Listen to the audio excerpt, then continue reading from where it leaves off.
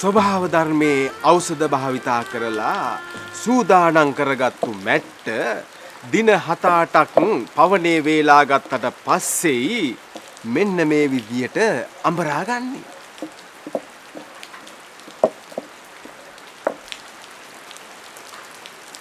දැන් අඹරලා ඉවරයි නේද ගුරුනාන්ස? ඔව් දැන් අඹරලා ඉවරයි. දැන් මේක අපි මේ හලා ගන්න ඕන. සීමුමට ලොකු කෑලි අයින් වෙන්න හලා ගන්න ඕන.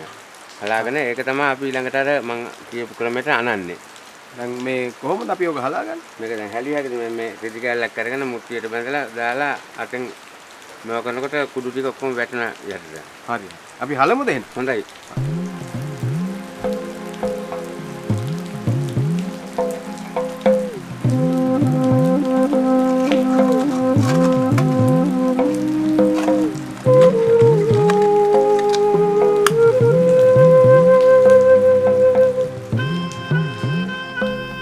බුද්ධ රූපය සිතුවම් ගත කිරීමේදී ශ්‍රී ලාංකීය සිත්තරුන් සුවිශේෂී දස්කම් දක්වනවා. එහි අංග ලක්ෂණ ඉතා සියුම් ලෙස මතුකර පෙන්වනවා.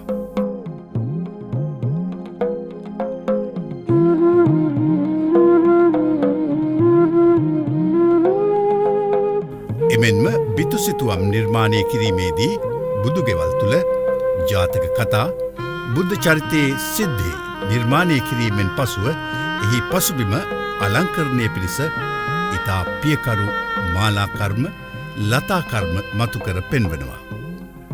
එහි සිරිපතුල චත්‍රය නෙළුම ධර්මචක්‍රය වැනි සංකේත සුවිශේෂීව මතුකරනවා. අඳුරු යුගවල රාජකීය අනුග්‍රහය නැතිකම හා පරසතුරු ඌදුරු නිසා බිතුසිතුවම් කලාව පිරිහියාමට නොදී අප පාරම්පරික සිත්තරුන් සෑහෙන පරිශ්‍රමයක් යොදා දිවිහිමියෙන් ආරක්ෂා කළ බවට බොහෝ තොරතුරු පවතිනවා. දැන් ඔය කපුරුන් ටික මේ පුංචියට හේනු හැද මේ මැදිගුලිය තුනී කරන්නකො.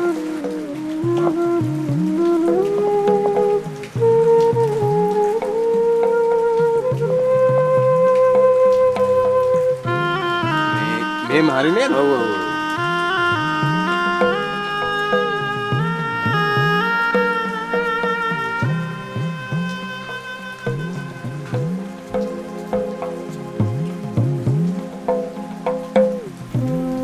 බුදුදහමේ චිරස්ථිතිය උදෙසා පාරම්පරික සිත්තරුන්ගේ කැපවීම අගය කළ යුතුයි. ඔවුන්ගේ තෙලිතුඩ සියුම් බුදුගුණය මෙසේ කළුගල් මත සටහන් නොකළා නම් යම් යම් අඳුරු යුගවලදී හා ඉන් පසුව ඇතිවන්නා වූ අරාජික කාලයන් තුළ ශේෂවන මතකයන් අල්ප වෙනවා.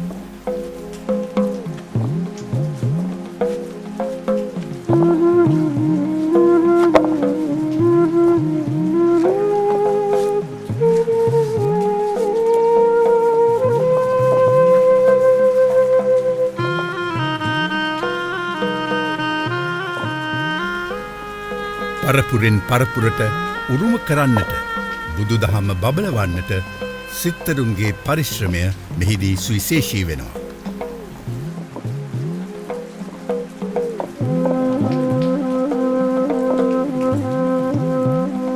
දැන් මේ අනලා ඉවරයි. දැන් මේ කපුළුන් අර රේණු හැමතැනම දුවලා තියෙන්නේ. ඒතකොට දැන් මේක ගලේ බදාම ගෑවට පස්සේ පොඩ්ඩක් පිපුණත් බදාම ටික බිමට වැටෙන්නේ නැහැ. ඒ කපුළුන් රේණුවෙන් අල්ල ගැනීම සත්‍ය තියෙනවා.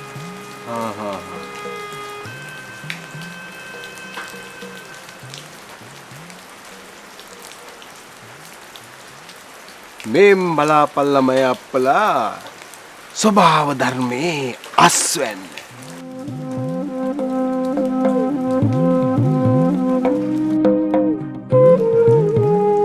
මේ ගුරුනාන්සේ මේ මොකද ඔය මේ ගලේ දිවුල් මැලියන් ගන්න?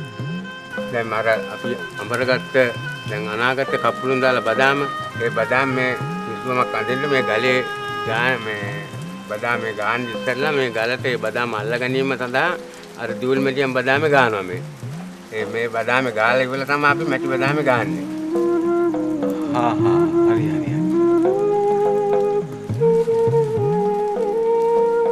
ලෙන් විහාර තුළ දක්නට ඇති බිතුසිතුවම් පෙළින් පෙළ ඉතා පරීක්ෂාවෙන් අධ්‍යයනය කොට ගතහොත්. අපට සංසාරය පිළිබඳ බොහෝ කරුණුකාරණාවන් අවබෝධ කරගත හැකි. මනුෂ්‍ය ආත්මයක් ලැබීම ඉතාම දුර්ලභයි. පෙර භවයන්හිදී සිදුකරගනු ලබන්නා වූ කුසල අකුසල කර්ම මනුෂ්‍ය ජන්මයක් උදෙසා බොහෝ උපකාරී වෙනවා. එසේ දුර්ලභ වූ මනුෂ්‍ය ජීවිතය අනවබෝධයෙන් නිස්සාර කරගනිමින් පාපී අරමුණු ඔස්සේ අප සමාජය ගමන් කරනවා. පැරණි සිත්තරුන් මේ පිළිබඳ ජාතක කතා උපයෝගී කරගනිමින් මතු කරන්නේ උතුම් සත්‍ය දහමයි.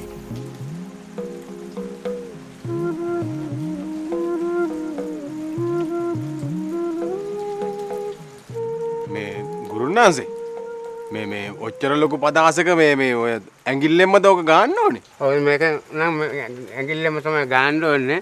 මොකද මේ හැන්දකින් ගෑවා කියන්නේ එතකොට මට්ටම් වෙනවානේ. ගලේ අර ස්වාභාවිකත්වය නැතු වෙනවා එතකොට. ඒ වෙනස නිසා අපිට මේ ඇඟිල්ලෙම තමයි මේ විදිහට තමයි ගන්නෙ. ඒක දවස් ගණන් ගත වෙනවා විශාල ප්‍රදේශයක ඉතින් ගන්න යනකොට ඉතින්.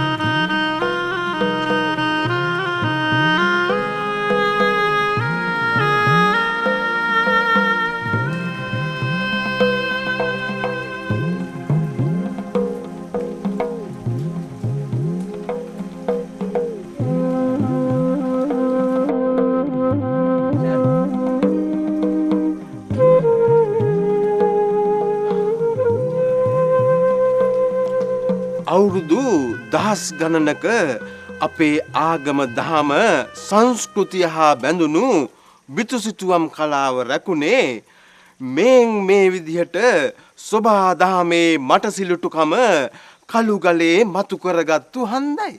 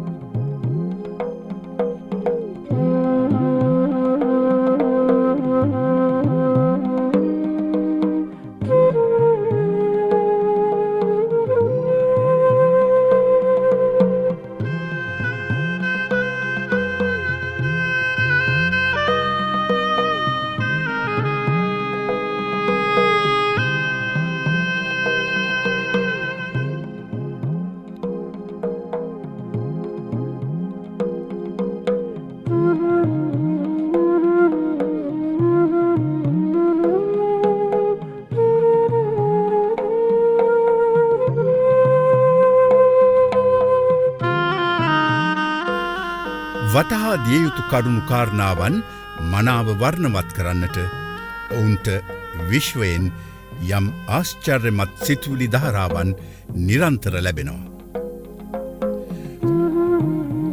සුබාදහම සතු මහා බලය සිත්තුරුන්ගේ තෙලිතුඩ මත තැවරෙන වර්ණ තුළින් අපට කියා දෙන ජීවිතය පිළිබඳ පාඩම කෙතරම් අගනේද.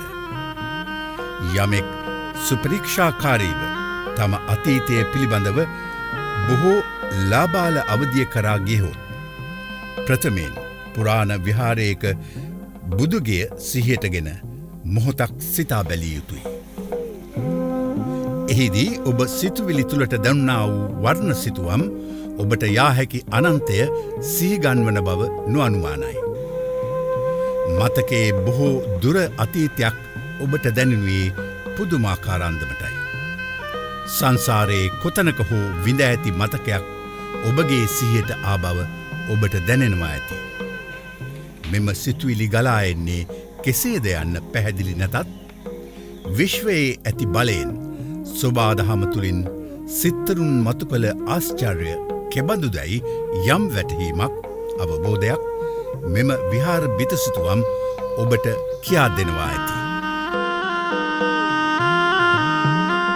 අපි එදා තනාගත් සුද්දු රතු නිල් කහ සුභාදහමේ වර්ණයන් වැටකෙයාසාකේ මුල්වලින් සහ ඇත්තුත්තිරිසාකේ කරලේ කෙඳිවලින් තනාගත් පින්සල් භාවිතයෙන් මේ මහා කළුගල් මත ඉතා සියුම්ව වර්ණරේකා මතුකරගත් හැටි තමයි මේ. මය අප්පලාට ඉදිරි කාලයේදී බිතුසිතුවම් කලාවට උවමනාම කරන කළු වර්ණය. කළු වර්ණය සාදා ගන්නා හැටිත් එම කළු වර්ණය යොදාගෙන මෙම බිතුසිතුවම සම්පූර්ණ කරන හැටිත් ඉදිරි දවසකදී පෙන්වන්නම්.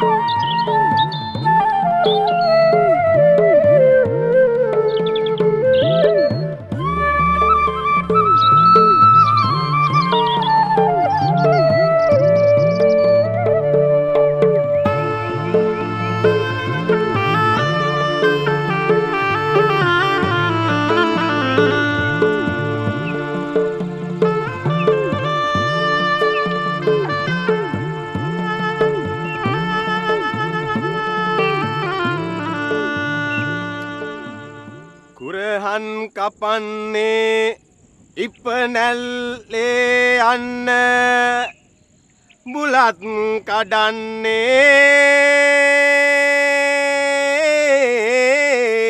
කඩන්නේ කඳ මැද පූදින්න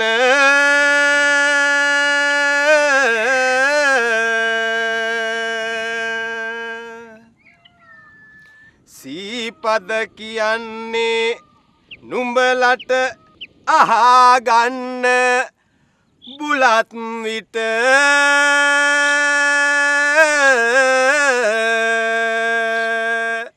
දියන් රැවෙන වායන්ට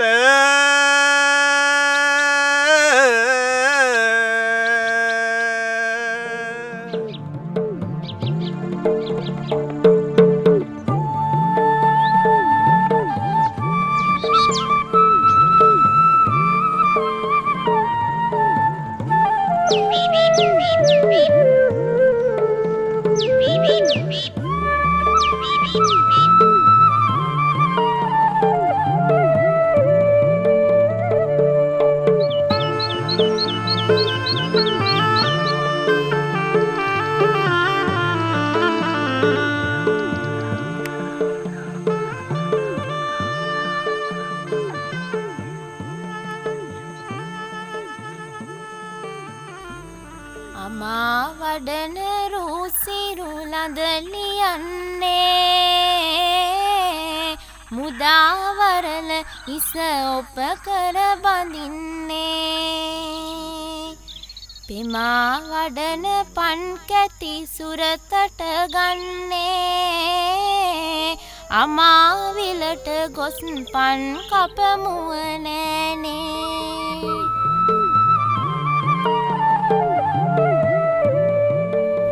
සුබාරුවින් අගනෝ පන් කැතිරගෙන ලොබාවෙමින් යති පන් විල සොයාගෙන කපා එපන් කොළ කපලා වේලමින සදා එපන් මිටි බැඳලා වෙනින් වෙන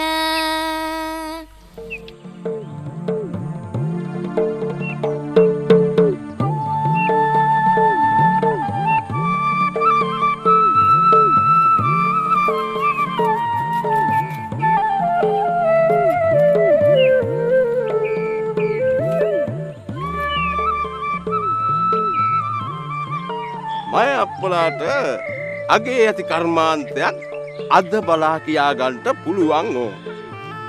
හිතෙන්නේ මොනව කරනවා කියලා දෙයක් තියෙනවා. ළඟට ගිහිල්ලා බලලා කියලා වචනයක් දෙකක් දොඩලා ආන්ටකාරිය හිතේ තිබුණත් පුරාණ සිරිත් විරිත් වලට ගරු කරන්නටත් එපාය අපි. ඈ ළඟට නොගියට මෙතන ඉඳලා මං කියන්නම් ඒ ඇත්තියෝ කරන්ට හදන්නේ මොකද්ද කියලා.